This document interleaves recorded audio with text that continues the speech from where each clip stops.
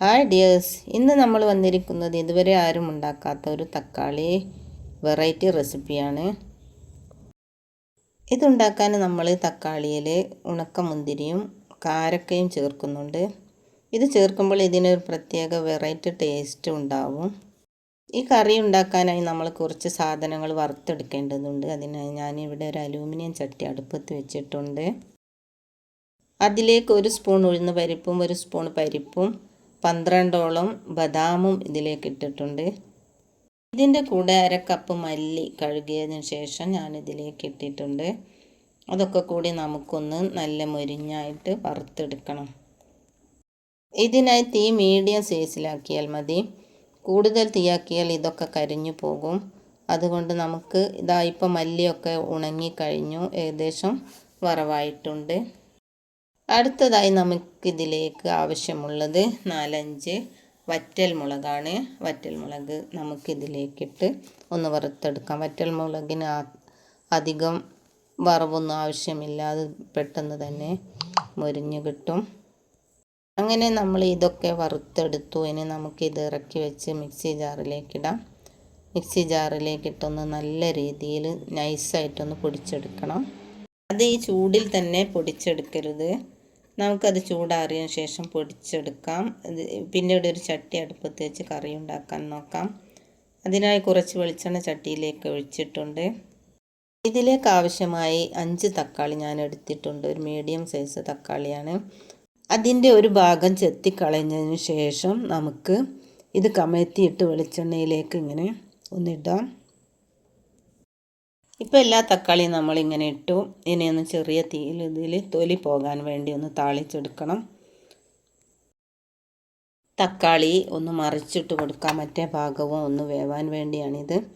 എന്നാൽ തൊലി വേഗത്തിൽ തന്നെ പോകുന്ന കിട്ടും. ഒന്നുകൂടി ഒന്ന് മൂടി വെച്ചിട്ട് നമുക്ക് വേവിച്ചെടുക്കാം. പരിപ്പ് നല്ല രീതിയിൽ പൊടിച്ചെടുത്തിട്ടുണ്ട്. ഇനി നമുക്ക് തക്കാളിയിലേക്ക് കുറച്ച് ചെറിയുള്ളി ചേർക്കാം. 10-15 ചെറിയുള്ളി ചേർത്തിട്ടുണ്ട്. ഇതിൻ്റെ കൂടെ തന്നെ അതും ഒന്ന് വാടി കിട്ടണം. വലിയുള്ളി നമ്മൾ ഇതിൽ തീരെ ചേർക്കുന്നില്ല. ഒരു സൈസ് കട്ടിയുള്ള തൊലിയുള്ള തക്കാളിയാണ്. മറ്റേ നാടൻ തക്കാളിയാണെങ്കിൽ വേഗത്തിൽ തന്നെ തൊലി പൊളിഞ്ഞു കിട്ടും. ഇത് കുറച്ചുകൂടി സാവധാനത്തിലേ തൊലി പൊളിഞ്ഞു കിട്ടുകയുള്ളൂ. അതുകൊണ്ട് കുറച്ചുകൂടി വേവിച്ച് നോക്കാം. തൊലി പോരാറായിട്ടുണ്ട്. ഇനി നമുക്കതിൻ്റെ തൊലിയൊക്കെ ഒന്ന് പൊളിച്ചെടുക്കാം. തക്കാളി കൊണ്ടുള്ള ഈ വെറൈറ്റി നാടൻ റെസിപ്പി എല്ലാവരും ഒന്ന് ട്രൈ ചെയ്ത് നോക്കണേ. നിങ്ങൾക്ക് വീഡിയോ ഇഷ്ടമായെങ്കിൽ ലൈക്ക് ചെയ്യാനും ഷെയർ ചെയ്യാനും, കൂടാതെ സബ്സ്ക്രൈബ് ചെയ്യാത്തവരായിട്ട് ആരെങ്കിലും ഇത് കാണുന്നുണ്ടെങ്കിൽ ഒന്ന് സബ്സ്ക്രൈബ് ചെയ്ത് ബെല്ലൈക്കൺ എനേബിൾ ചെയ്യാനും നിങ്ങൾ മറക്കരുതേ. എങ്കിലേ ഞാനിടുന്ന വീഡിയോ നിങ്ങൾക്ക് ലഭിക്കുകയുള്ളൂ. വളരെ എളുപ്പത്തിലും കുറഞ്ഞ ഇൻഗ്രീഡിയൻസും ചേർത്ത് നമ്മൾ ഉണ്ടാക്കിയ ഈ കറി നിങ്ങൾക്കെല്ലാവർക്കും ഇഷ്ടപ്പെടാതിരിക്കില്ല. നമ്മുടെ വീട്ടിൽ തന്നെ ലഭ്യമായ കുറഞ്ഞ ചേരുവ കൊണ്ട് മാത്രമാണ് ഞാനിത് ഉണ്ടാക്കിയിട്ടുള്ളത്. ഇതിലേക്ക് 6-7 കാരക്ക ഞാൻ എടുത്തിട്ടുണ്ട്. ഇതിൻ്റെ കുരുവൊക്കെ കളഞ്ഞ് നമുക്ക് വൃത്തിയാക്കിയെടുക്കാം. കാരക്ക എടുക്കുമ്പോൾ ഒരു പ്രത്യേക കാര്യം ശ്രദ്ധിക്കണം, നല്ല കട്ടിയുള്ള കാരക്ക എടുക്കരുത്. കുറച്ച് മയമുള്ള രീതിയിലുള്ള കാരക്ക മാത്രമേ എടുക്കാവൂ. എങ്കിലേ നമുക്കത് കറിയിലിട്ടാൽ ഒന്ന് ഉടഞ്ഞു കിട്ടുകയുള്ളൂ.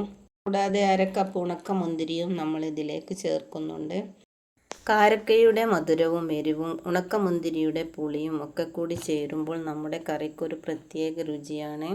കാരക്കയും ഉണക്കമുന്തിരിയും നമ്മൾ കറിയിലേക്ക് ചേർത്തിട്ടുണ്ട്. കാരക്ക നമ്മുടെ ദഹനത്തിന് വളരെയധികം സഹായിക്കുന്നു. ഉണക്കമുന്തിരിയും ഇതുപോലെ തന്നെയാണ്, നമ്മുടെ ദഹനത്തിന് നല്ല രീതിയിൽ സഹായിക്കുന്നു. വളരെ ഹെൽത്തിയായി ഈ കറി നമ്മളെല്ലാവരും ഉണ്ടാക്കി നോക്കേണ്ടതാണ്.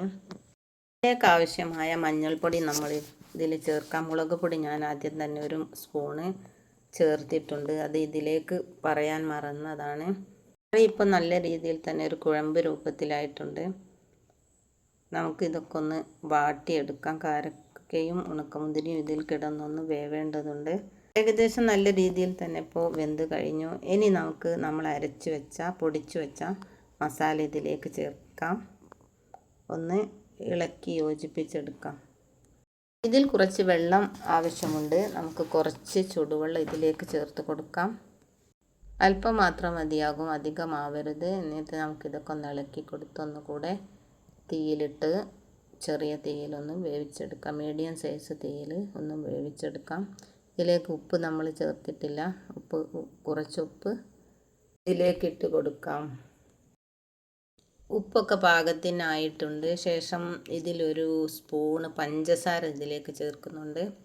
എരിവൊന്ന് ക്രമീകരിക്കാൻ വേണ്ടിയാണിത് ചേർക്കുന്നത്. ഇപ്പോൾ നല്ലൊരു ടേസ്റ്റ് ആവും. കാരക്കയും എരിവും പുളിയും ഒക്കെ ചേർത്തതാണല്ലോ, അതിനാലാണ് ഒരു സ്പൂൺ പഞ്ചസാര ചേർക്കുന്നത്.